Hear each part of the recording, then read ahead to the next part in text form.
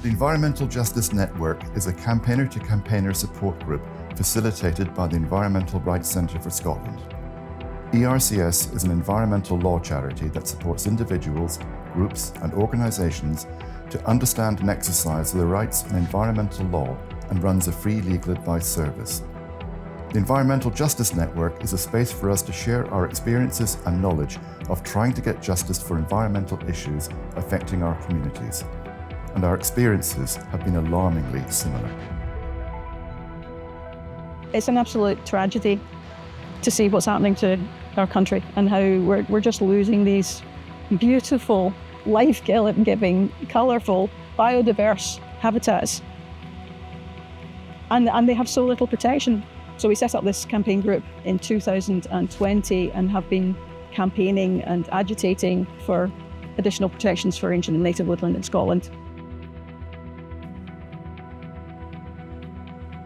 Yeah, like when I think about it, most of us who are involved with SOS Leith, we all live on the water, either on the basins, myself or on one of the docks. A couple other members are within eyesight, and they're not on the water, but they're within eyesight of it. We all live, use, and we love the area around here. We want to see it protected. This silt has been building over 60 years, which means that we've got 60 years of human waste in that water. We want to know what that means in terms of public health risk to all of us who live here. And we're not getting any answers, we're getting obfuscation, and we're hearing from the statutory bodies that we're not required to do this, so there's no need. The campaign is to try and save these 600 flats from being demolished. We felt that the green space that they sit on and the flats themselves should be retrofitted and the green space enhanced. Relying on help for different bodies to try and access proper representation and take our needs seriously and the impact on our lives and our health seriously. That's been stressful just due to how the system works. This is the only last undeveloped green space. It's very important to the community.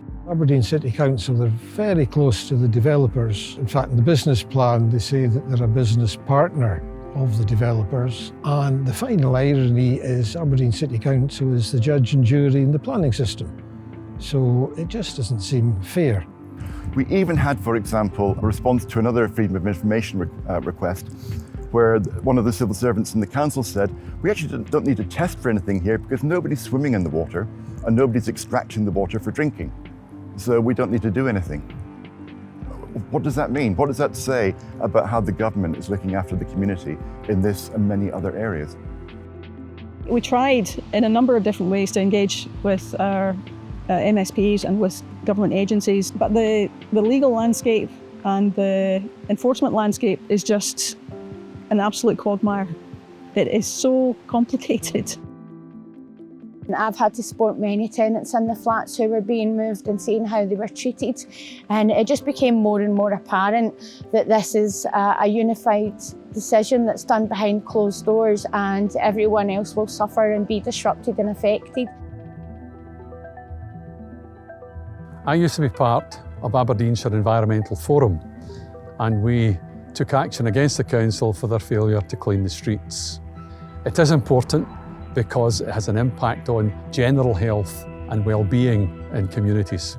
When we decided to take court action and go to the Sheriff Court in Aberdeen, the whole process took over a year and cost in excess of £40,000.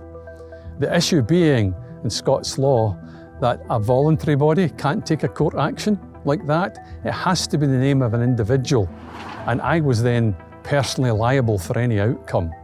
It is a very draining process for everybody involved, but we didn't really see any other way of opposing Aberdeen City Council.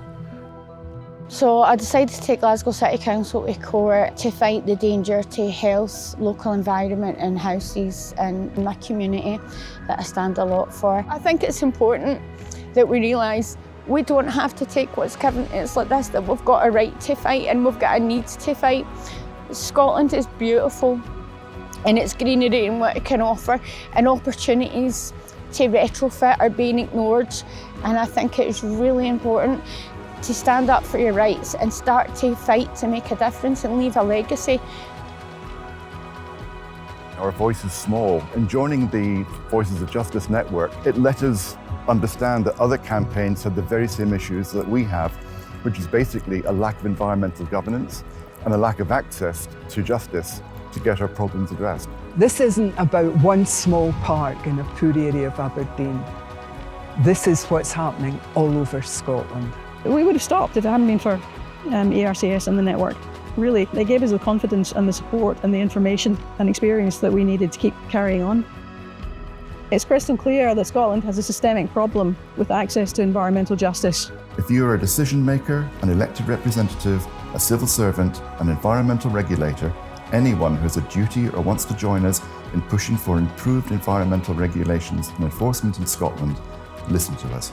We need Scotland to fix access to environmental justice by reducing legal costs and reforming legal aid.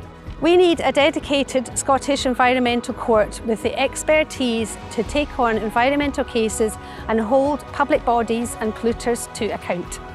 We need an enforceable right to a healthy environment in Scotland so that we can uphold our human rights in a court of law. We need environmental justice in Scotland.